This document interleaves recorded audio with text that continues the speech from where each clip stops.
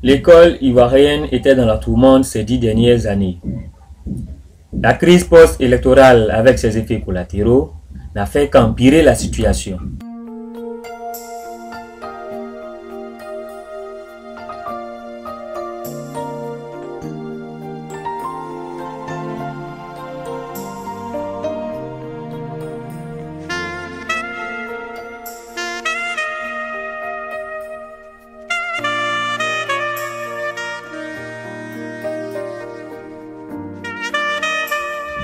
Et c'est dans ces conditions difficiles que Mme Kandia Camara a pris les rênes du vaste ministère de l'Éducation nationale, avec à charge l'enseignement primaire et l'enseignement secondaire. Mission difficile mais pas impossible. Les premiers contacts avec les acteurs et partenaires du système éducatif ont permis d'établir la confiance au sein de l'école et surtout de sauver l'année scolaire 2010-2011 en organisant les examens sur toute l'étendue du territoire national. Notre présence au service de communication, de la documentation et des archives nous a permis de suivre de près les audiences, les rencontres et les sorties de Madame le ministre. Nous vous proposons de revivre quelques temps forts. Au titre des audiences, celle accordée à l'ambassadeur des États-Unis en Côte d'Ivoire a attiré notre attention.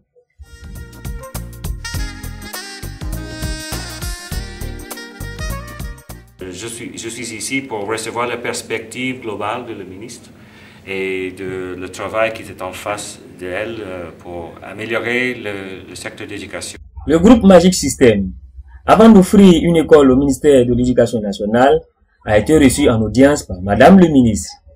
Le jeune Ivoirien, Diaby, 19 ans, consultant à la Banque mondiale, a eu l'honneur d'être reçu par Madame le ministre qui accorde une place de choix à l'excellence à l'école. Le programme alimentaire mondial, PAM, qui entend jouer pleinement sa partition pour une école performante, a échangé avec Madame le ministre. Les rencontres à la salle de conférence du cabinet du ministère de l'Éducation nationale ont été nombreuses au cours de cette année scolaire 2010-2011.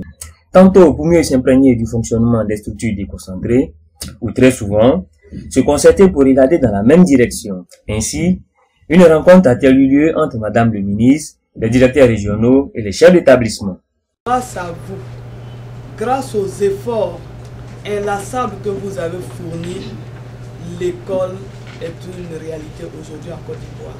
L'Union des parents d'élèves a voulu en savoir plus sur l'inscription en ligne. Une rencontre a eu lieu à la salle de conférence. Madame le ministre a également rencontré les entrepreneurs qui avaient en charge la réhabilitation ou la reconstruction des classes pour l'année scolaire 2011-2012, un programme financé par la Banque mondiale. Nous avons besoin de cette salle de classe. Les bailleurs sont prêts à nous accompagner. Nous voulons, selon le chronogramme qui vous a été proposé, nous voulons que les travaux redémarrent pour ceux qui n'ont pas encore démarré, que ces travaux redémarrent et que ces travaux s'achèvent dans un temps indiqué ici dans le chronogramme afin que sincèrement nous puissions disposer de ces salles de classe et puis faire les affectations. Le partenariat UNICEF, ministère de l'Éducation nationale, supporte bien. La preuve, un véhicule de type 4x4 a été remis à Madame le ministre dans le cadre de la mise en œuvre du projet Fast Track. Je voudrais aussi dire merci à l'UNICEF pour ce magnifique cadeau qui vient d'être fait à la task force qui lui permettra, je suis sûr, de continuer son travail. Concernant les activités de grande envergure organisées par les directions centrales ou les services rattachés au cabinet, Madame le ministre a toujours marqué son adhésion justifiée par sa présence effective pour mettre un point d'honneur. Revivons ensemble le séminaire du SNAPS COGES à Yamoussoukro et la cérémonie de remise officielle des kits scolaires à Adzopé.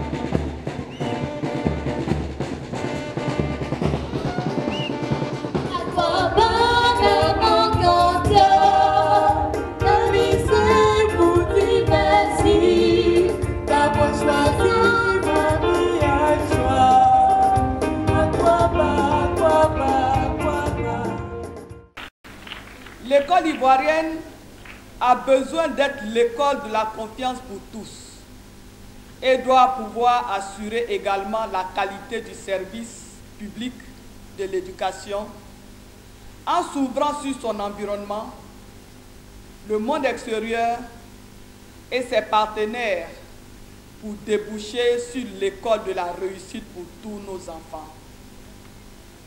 Dans ce contexte, il convient à mon sens de donner une responsabilité plus accrue à nos établissements dans la gestion de leurs structures en tenant compte de leurs priorités internes.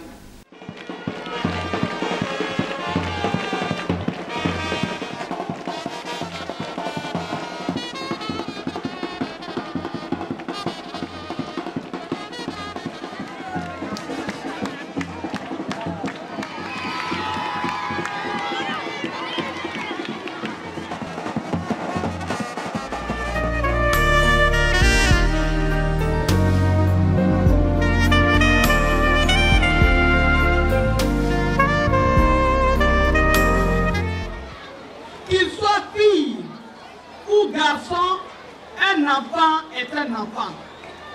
Nous ne devons pas pénaliser un enfant. Nous ne devons pas faire la discrimination entre les enfants. Nous devons inscrire tous les enfants à l'école, que ce soit des filles ou des garçons, il faut les inscrire à l'école.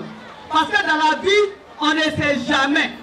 Vous, politiques, enseignants et éducateurs, mobilisez tous les parents à inscrire leurs enfants à l'école et les suivre en les encourageant jusqu'à la fin de leurs études. Aucun d'eux ne doit rester à la maison, même ceux qui font les petits métiers, surtout la petite fille rurale. Les enfants seront vos soutiens demain après leurs études. À bon entendeur, salut. Et quand quelquefois nos attentes dépassent nos espérances, Madame le ministre peut esquisser quelque part du danse. C'était à l'occasion du Festival des musiques urbaines d'Anoumambo, FEMU à 2011, sanctionné par un don d'une école primaire offerte par les Gaou magiciens, sous le regard de la première dame de Côte d'Ivoire.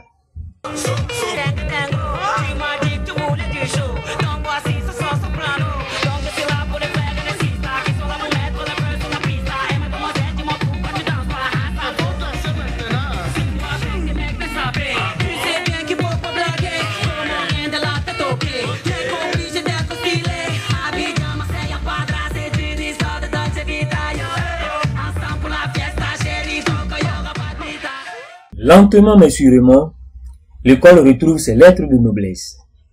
Les nouvelles réformes qui visent à réinstaurer le port de l'uniforme, à adhérer à l'inscription en ligne et à dépolitiser l'école sont à n'en point douter des facteurs d'assainissement de l'environnement scolaire.